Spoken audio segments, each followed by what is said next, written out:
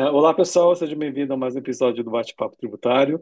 Eu sou o professor Pedro Najuna, estou aqui com o nosso colega Jorge Ricardo, né, que vamos falar hoje de um tema recente que foi julgado pela STJ de ágio interno, né, que é o RESP 2152 e 642, cujo relator foi o ministro Francisco Falcão. Então, esse é um tema interessante para a gente comentar, porque, primeiro, a decisão é recente, e segundo, como ela foi contra o contribuinte, né, ou seja, foi negado o direito à operação de agente interno, ela vai contra uma outra decisão do próprio STJ da primeira sessão, essa decisão que a gente vai comentar da segunda turma, né, que é favorável ao contribuinte, que é o caso da Cremer. Então, é importante a gente estar atualizando vocês em relação a isso. Então, existem dois entendimentos, né, diferentes no STJ. É lógico que a situação fática é um pouco diferente, que o Jorge vai comentar sobre isso, e quando a nossa missão é atualizar vocês nesse temas de atuais de direito tributário, que a gente resolveu decidiu gravar sobre esse tema. Então, Jorge, passo a palavra para você. Seja bem-vindo novamente, né, depois de um longo tempo a gente sem gravar, né, nosso bate-papo tributário, e passo a palavra para você. Obrigado, Pedro. Bom dia a todos aí, boa noite, boa tarde para quem estiver assistindo depois. É uma alegria estar aqui novamente para conversar sobre alguns temas tributários e para começar a gente vai então falar um pouquinho sobre essa decisão recentíssima, né? Foi semana passada, semana que foi dia 5/11 que foi publicado esse acórdão da segunda turma do STJ, que examinou um tema então que é mais comum a gente ver nos tribunais administrativos, que é o tema do ágio, né? Amortização do ágio, redução do ágio para fins fiscais, especialmente o ágio interno, né, que é aquele ágio gerado entre partes dependentes. Então, é um tema um pouquinho mais polêmico justamente pela sua particularidade de ser gerado entre partes dependentes.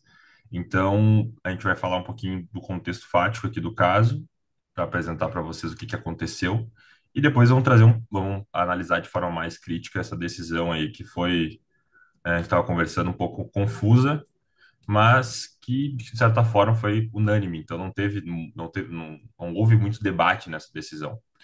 Bom, então sobre o contexto fático, o que aconteceu nesse caso? A gente está partindo aqui dos relatos, né, do contexto fático estabelecido pelo TRF2, que foi quem examinou de fato matéria fática probatória, porque o STJ não pode examinar.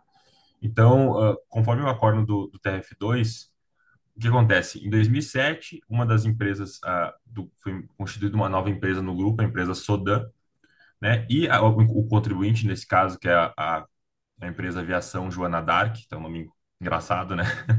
Joana d'Arc. Então, o que aconteceu? Eles constituíram essa empresa e essa empresa, ela incorporou as ações da contribuinte, que era essa Aviação Joana d'Arc, com um valor que estava acima do valor, vamos dizer assim, um valor contábil, para um valor de mercado. Em razão disso, constituiu uma reserva de ágio. Pelo que eu lembro, é esse o contexto, né, Pedro? Me corrija se eu É isso estiver mesmo, errado. é isso mesmo. Então, justamente em razão dessas ações terem sido incorporadas a valor de mercado, né, o patrimônio da Sodali não ficou só composto pelo capital social propriamente dito, pelo patrimônio líquido, mas também uma reserva de ágio, né, que foi constituída em razão dessa diferença entre o valor patrimonial e o valor de mercado. Só para lembrar, gente, que em 2007, a gente tinha um conceito de ágio que era diferente do conceito de hoje. Eu tinha o conceito de ágio, naquela época, era a diferença entre o valor do patrimônio líquido e o valor de custo de aquisição. Hoje em dia, não. Hoje em dia, a gente tem que desdobrar o pagamento o valor do investimento em o patrimônio líquido, mais-valia, e só o que é residual que vai ser aquele goodwill, né? O ágio por expectativa de rentabilidade futura. Então, a gente primeiro tem um. É importante situar isso, que a gente estava falando no caso de 2007, portanto, antes da Lei 12.973, então o conceito de ágio era distinto. Bom, essa constituição dessa nova empresa aconteceu em 2007, né, pelo menos pelo que o acordo relata, e ainda no mesmo ano, no final de 2007, essa empresa constituída, que foi a empresa veícula, a Sodan, ela acabou sendo incorporada pela empresa de ação Joana d'Arc, portanto, pela empresa tinha as ações incorporadas. Então, portanto, houve uma espécie de incorporação reversa nesse caso. E a partir disso, a aviação Joana d'Arc, né, se aproveitou do ágio que foi gerado nessa operação para a amortização, né, para fins fiscais, para dedução da base de cálculo do imposto de renda da pessoa jurídica. e da CCLL com base lá nos artigos 7º e 8º da Lei 9.532 de 97, e também no artigo 20 do Decreto-Lei 1598 de 77.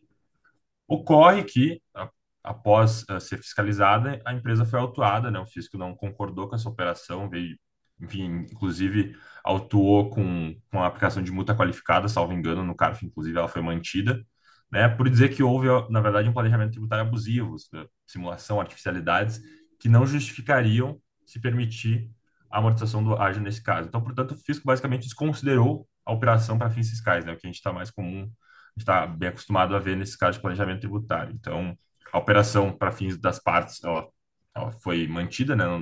Não há uma desconstituição do ponto de vista do direito civil, né? Isso é interessante para quem está começando o planejamento tributário. Essa desconsideração ela é para fins fiscais, a gente não precisa esperar uma sentença, né, do juiz de direito civil anulando o negócio jurídico, não. Para fins entre as partes, o negócio jurídico foi constituído, todas as consequências ocorreram, mas o fisco não está obrigado a aceitar isso. Então, é o que a gente chama de inoponibilidade ao fisco do negócio jurídico, né? Então, basicamente, isso que aconteceu. E aí, esse caso foi para o judiciário, o contribuinte perdeu em primeiro grau, né, justamente pelo juiz entender que houve artificialidade, que não se justificaria, enfim, essa amortização, porque o contribuinte, na verdade, abusou desse direito de se valer do ágio, mas o contribuinte entrou com apelação, né? E teve uma decisão favorável no TRF2, e aqui que começa a problemática desse caso. Por quê? Porque no TRF2, inclusive, o contribuinte ele teve essa decisão favorável, e a decisão do TRF2 foi muito baseada no fato de não haver uma proibição, né? Principalmente a, ao ágio interno em si, ou seja, ao ágio ser gerado entre partes independentes, dependentes, perdão. Então, a premissa do TRF2 foi essa, e inclusive, por partir dessa premissa, dizer que a Lei 9532 não veda de qualquer maneira isso, e que isso era permitido, a decisão não quis analisar aspectos fáticos que poderiam ter sido relevantes, como, por exemplo, o contribuinte, em certo momento, pediu a produção de prova pericial, salvo engano. E o TRF2 disse, olha, não preciso de prova pericial porque não tem, vamos dizer assim, o que que ela vai agregar. É porque é permitido. Porque o contribuinte gostaria justamente de comprovar que houve, por exemplo, um desembolso financeiro ou que, na verdade, essa operação ela tinha um propósito negocial, comercial, enfim, porque foi justamente a alegação da sentença de primeiro grau dizer, olha, eu não tenho propósito negocial algum aqui que não seja a dedução do ágio da base de cálculo do imposto de renda da CL. Não tem o fim comercial, não tem o cumprimento da função social da empresa. Então, um contribuinte ele queria, de certa forma, fazer uma produção de prova para tentar desmistificar esse argumento. E o TRF2 disse, olha, não precisa, porque, na verdade, não tem uma vedação aqui pela lei de eu utilizar uma empresa veículo para fazer uma incorporação e deduzir o ágio, né? Basicamente foi isso que o TRF2 entendeu. Inclusive, o TRF2, e aqui um ponto importante, o TRF2 diz, olha, o fato de haver ou não artificialidade, de certa forma, artificialidade no sentido de a empresa foi constituída com esse fim e tal, isso não seria alguma causa de desconsideração do negócio jurídico ou de planejamento tributário abusivo ou evasão, enfim, ou ilicitude, né? E aí o problema, quando a gente entra na decisão do STJ, é que o STJ parte dessa premissa do TRF2, primeiro de que há uma artificialidade, né? Então, o voto do ministro Francisco Falcão, no caso, ele inicia justamente com essa premissa. Ele fala o seguinte, olha, em primeiro lugar, eu preciso ressaltar, né, que a operação societária promovida pelo contribuinte, de fato, tem por objeto a criação de pessoa jurídica sem correspondência econômica no mundo real, né? Apenas para servir de transmissora de ágio meramente contábil no contexto da incorporação reversa, viabilizando a posterior dedução das bases tributáveis. Esse negócio de correspondência econômica no mundo real, o que que seria isso? Porque às vezes a gente está falando de holdings, holdings não vão ter uma atividade operacional, né? A holding, o negócio dela é investimento. Então ela não tem uma correspondência econômica no mundo real, aí que fica uma questão. E aí, partindo dessa premissa, isso guiou toda a decisão do STJ, porque, na verdade, antes da Lei 2973, a gente não tinha vedação alguma à ordem interna, de fato, com a Lei 2973, tem uma proibição expressa. Mas o ministro Francisco Falcão ele conseguiu achar um argumento para justificar vamos dizer assim, o combate a planejamentos tributários abusivos dentro da Lei 9532. Porque ele diz que a própria medida provisória que trouxe essa lei, a exposição de motivos da medida provisória, diz que o fim dessa lei era regulamentar essa amortização do ágio, enfim, e, de certa forma, combater planejamentos tributários abusivos que estavam sendo realizados pelos contribuintes justamente pela ausência de regulamentação específica. Salvo engano, acho que foi, foi, foi isso que disse a exposição de motivos da medida provisória. Então, o ministro ele pega essa linha e diz basicamente o seguinte: olha, a finalidade da lei, de certa forma, já não comportaria esse tipo de planejamento. Basicamente, isso que o ministro entendeu. E aí ele começa a trazer alguns argumentos, e aqui que entra um problema também, porque nesse caso, a meu ver, se o ministro quisesse desconsiderar esse negócio jurídico para fins fiscais, ele tinha que ter afirmado, então, ó, houve simulação, que aí ele teria que ter partido de uma premissa fática diferente, porque ele não pode examinar fatos aqui. Então, a meu ver, o que o ministro fez para considerar foi justamente utilizar o conceito de abuso de direito, que é o que ele usa para Isso. fundamentar, para dizer que houve um abuso de direito do ágio nesse caso, né? Ou seja, um abuso do direito de a amortização fiscal do ágio, né? Justamente para fugir de discursos fáticos, vamos dizer assim. Então, ele segue essa linha de argumentação para dizer, olha, o contribuinte fez um planejamento aqui que é artificial, ou seja, ele criou uma empresa e no mesmo ano essa empresa foi incorporada sem qualquer cumprimento dessa função social como empresa, sem qualquer cumprimento de função comercial. E aí ele vai se desdobrando um pouquinho, explica o que que é o abuso de direito, que todos os direitos têm limites, enfim, para concluir basicamente que a limitação que permitiria a desconsideração do negócio aqui seria o abuso de direito. O que, a meu ver, não faz muito sentido, primeiro, porque o STJ não tem jurisprudência sobre esse tema, né? Primeiro, não tem jurisprudência sobre o caso tem um caso de age interna, que foi o caso que o Sr. Pedro comentou aqui, não tem casos sobre abuso de direito para fins fiscais, então, assim, isso aqui foi uma inovação totalmente sem qualquer precedente, né, trazer o abuso de direito, e, a meu ver, ele fez isso justamente porque ele queria dar provimento ao recurso da Fazenda, mas ele não sabia como, porque o correto aqui para desconsiderar esse negócio é a Fazenda ter defendido que houve simulação, porque é isso que permite o lançamento de ofício e a desconsideração do negócio, artigo 149, né, inciso 7º, se não me engano, né? Que é o caso de simulação, fraude ou conluio. Então, me parece que esse caso do STJ foi bem problemático, porque a fundamentação ela não está condizente com o caso que chegou lá. Então, a meu ver, o ministro tinha que devolvido esse caso para o TRF2 para dizer, olha, o TRF2 tem que examinar melhor as premissas fáticas, isso aqui me dizer se houve simulação ou não, fazer prova pericial para ver se teve, de fato, uma motivação comercial, alguma motivação, enfim, extrafiscal, e depois eu decido se está legal ou não. Agora, o que o STJ fez me parece que não era um caso para o STJ decidir aqui, entendeu? E eu acho que isso vai dar problema justamente para um eventual embargo de divergência em comparação com o caso Kramer, porque o caso Kramer chegou mais preparado no STJ. Esse caso aqui chegou, a meu ver, despreparado. Então, até justamente pela essa diferença de premissas fáticas, eu acho que a gente vai ter um problema aí, eventualmente, se a primeira sessão for julgar esse caso aqui, porque eu acho que ele não está bem colocado o debate, sabe? Ou pode ser que a primeira sessão deu uma saneada nesse caso também.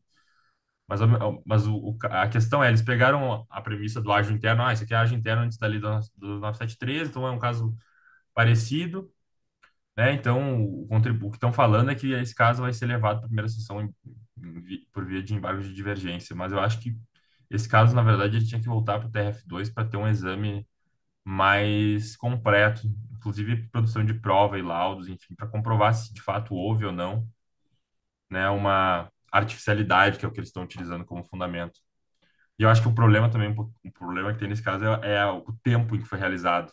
Que o caso do Kramer, eu não lembro exatamente em quanto tempo, mas esse caso que foi tudo ocorreu no mesmo ano, de certa forma com uma proximidade assim de meses. Então isso também conta para se entender que foi um planejamento tributário abusivo. Mas volto a dizer, se foi planejamento tributário abusivo ou evasão, o negócio tinha que ser desconstituído com base no artigo 149, simulação, e não com base em abuso de direito do ágio, algo que não tem previsão legal em lugar nenhum, não tem precedente nenhum.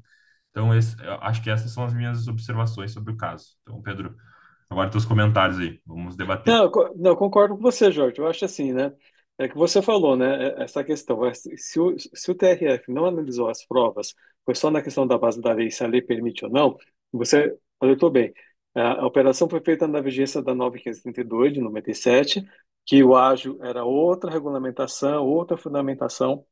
Não havia proibição de fazer operações entre partes relacionadas, portanto, o ágio interno não era proibido, tá?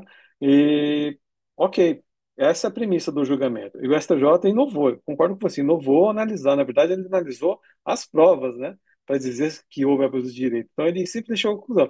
A empresa veículo, ela não tem validade, ela não existe, ela só foi criada de maneira artificial, portanto, o contribuinte abusou do direito de utilizar aquilo, né? E aquele conceito velho do abuso de direito, né? Que até o professor Marco Aurélio Greco traz no livro dele, olha, de construir aquela parede para o vizinho não ter a vista do sol, né? Isso é abuso de direito. Agora, nesse caso, é abuso de direito, ou seja, a lei permitiu que o contribuinte fizesse aquela operação.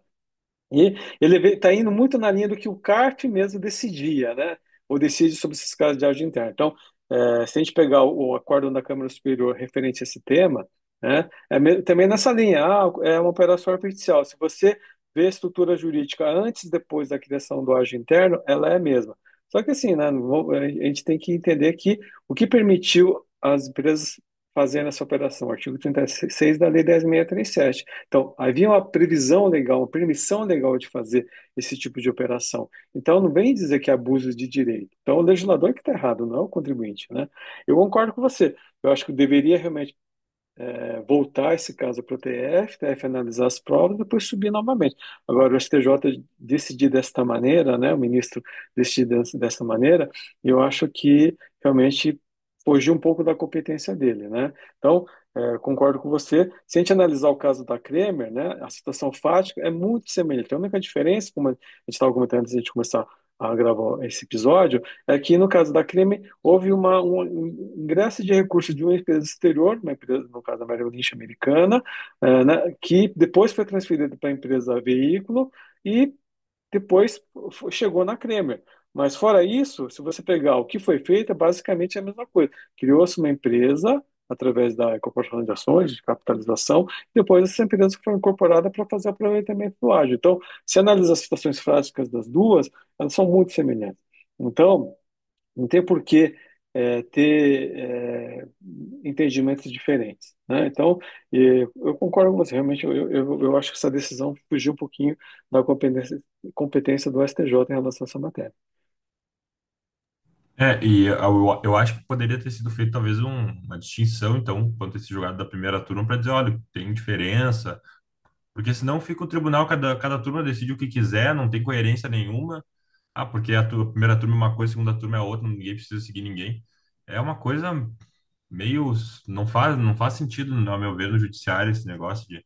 Se eu tenho que decidir, se a primeira turma fez uma decisão, tudo bem, eu sou da segunda turma, mas eu tenho que, de alguma forma, então, pelo menos, descaracterizar por que que eu não estou decidindo como a primeira turma está decidindo, Sim, sim, porque é o sim. mesmo tribunal, né?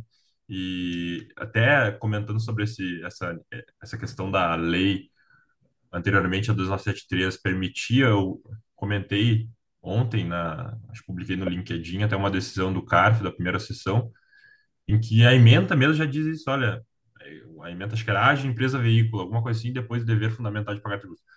É, não tem nada, eu não posso partir a priori de que houve planejamento abusivo, artificialidade, só porque eu estou utilizando uma empresa veículo no contexto do ágio. Bem que esse caso do CARF que eu comentei não era de ágio interno, mas a discussão é quase a mesma, mesmo sendo Sim, ágil sim. entre partes independentes, sempre que se usa empresa veículo, basicamente é aquela, já vem a argumentação do fisco de que é abusivo, de que é artificial.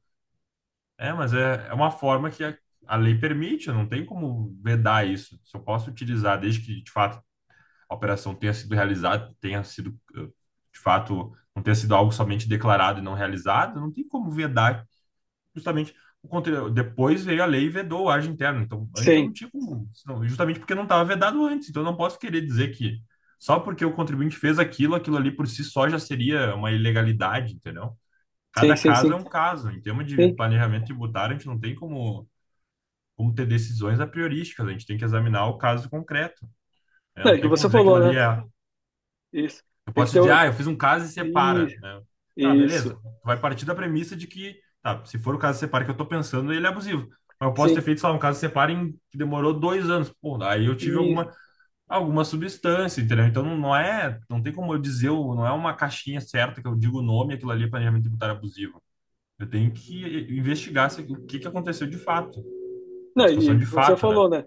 Tem que ver também a intenção, né? Se é dolosa ou não, né? Se realmente houve boa-fé ou não do contribuinte. Então, se há a intenção realmente de enganar, é o conceito da simulação. E nesses casos, não. Está tudo declarado, está tudo efetuado, está tudo transparente.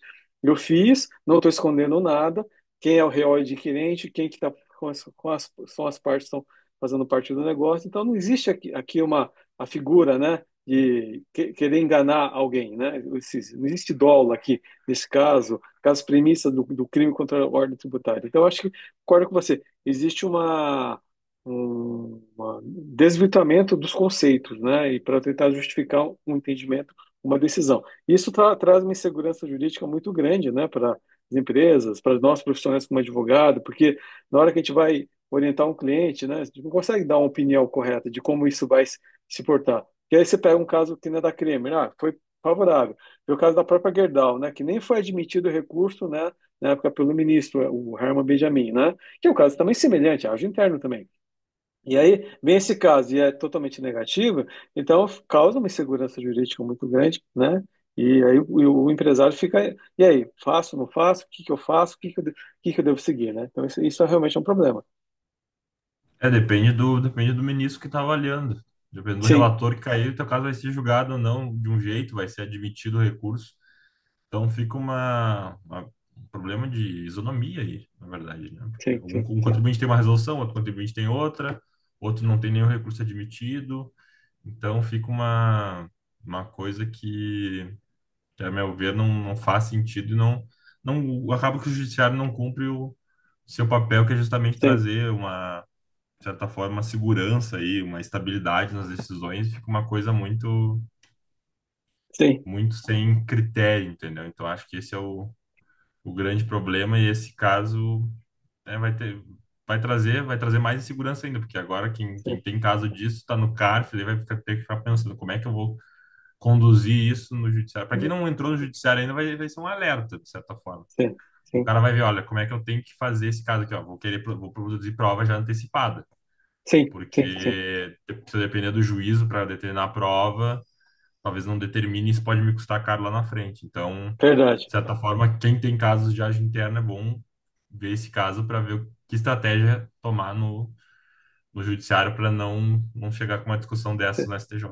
Então, acho que é É, isso. e a maioria das empresas que tem casos de agem interno, né, Jorge, perderam no CARF, porque a Sim. tendência da Câmara Senhor foi, e todos estão no Poder Judiciário, né? Então, né, pegando o gancho da Gerdau que começou, né, as decisões favoráveis, e o TRF e tal, tem esse entendimento mais favorável, muitos estão seguindo esse caminho. E concordo com você, eu acho que o advogado tem que instruir bem o caso, tem que preparar as provas bem feitas, talvez pegar o caso da Kremer e tentar aplicar, né, o caso, ó, é semelhante por causa disso, disso, disso, né, pegar esse caso da própria Sudã e dizer que é diferente por causa disso, disso, disso, né, e tentar fazer com que o caso seja bem julgado para quando subir eventual recurso especial, né, não tenha problema.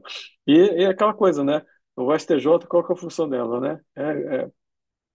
Ver questões legais, né? Respeito à legalidade, né? E nesse caso, eu acho que fugiu um pouquinho, né, do entendimento da sua função, né? Então, extrapolou um pouquinho o entendimento. Mas, infelizmente, né? Então, a gente vai ter que aguardar aí os próximos passos para ver quais serão o entendimento nos próximos julgamentos, né?